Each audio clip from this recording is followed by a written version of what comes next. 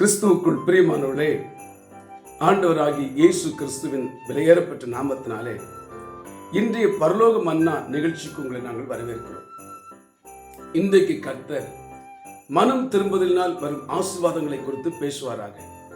அதற்கு ஆதாரமாக லூக்கா எழுதின சுவிசேஷம் 15ஆம் அதிகாரம் 12வது வசனத்தை வாசிக்கிறேன், கவனிங்கள்.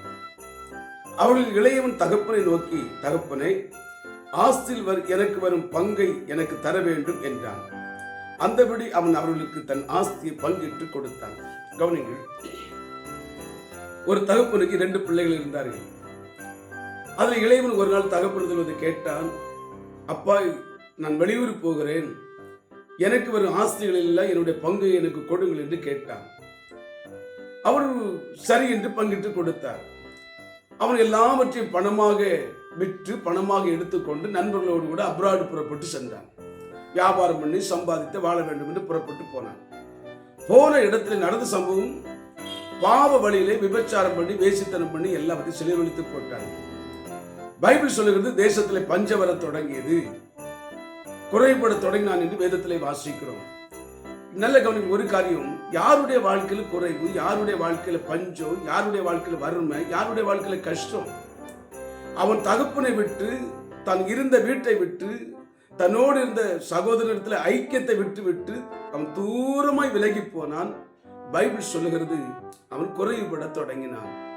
இன்றைக்கு அன்பு நிமித்தமாய் உங்களோடு நான் சொல்லட்டும், நம்முடைய இங்க தகப்பன் என்பது நம்முடைய தேவனாகிய கர்த்தரே நமக்கு தகப்பனாக இருக்கிறார். அந்த வீடு என்பது கர்த்தருடைய ஆலயமே நம்முடைய வீடாக இருக்கிறது. அங்கு மூத்த சகோதரர் என்பது நமக்கு தேவன் கொடுத்த பரிசுத்தவான்களில் மூத்த சகோதரர்களாக இருக்கிறார்கள்.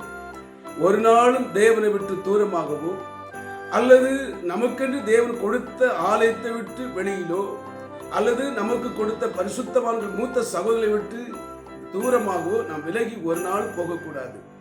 தேவனோடு, தேவனுடைய வீட்டிலே, தேவன் நமக்கு கொடுத்த பரிசுத்தவான்களோடு நாம் ஐக்கியமாக இருக்கும் பொழுது குறைவில்லாத ஆசீர்வாதம் கர்த்தர் சொன்னார், என்னுடையது எல்லாம் உன்னுடையது என்று சொன்னார்.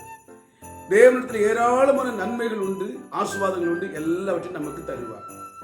அப்படி நாம் அவரோடு இருக்கும் பொழுது வேதம் சொல்லுகிறது, எல்லா நன்மைகள் தருகிறது மட்டுமல்ல, 4 காரியங்கள்.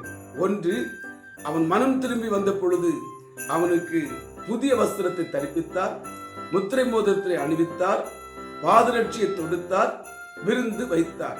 கலகவனங்கள், வேதம் சொல்லுகிறது, அங்கே புது வஸ்திரம் என்பது ரட்சிப்பின் வஸ்திரம், முத்திரை மோதிரம் என்பது அதிகாரம், 3வதாக பாதரட்சை என்பது ஆசீர்வாதமான வாழ்க்கை, வெளிச்சமான வாழ்க்கை, 4வதாக விருந்து என்பது வேதம் சொல்வது சுவிசேஷ நல்விருந்து, வேதம் திருவிருந்து, ஆட்டுக்குட்டியாருடைய விருந்து என்று போதிக்கிறது.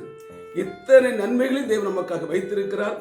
ஆண்டவரிடத்தில் மனம் திரும்புங்கள், ஆண்டவரிடத்தில் வாருங்கள், கர்த்தர் ஒரு குறைவில்லாமல் நடத்துவார். கர்த்தர் உங்களை ஆசீர்வதிப்பாராக. ஆமென், ஆமென்.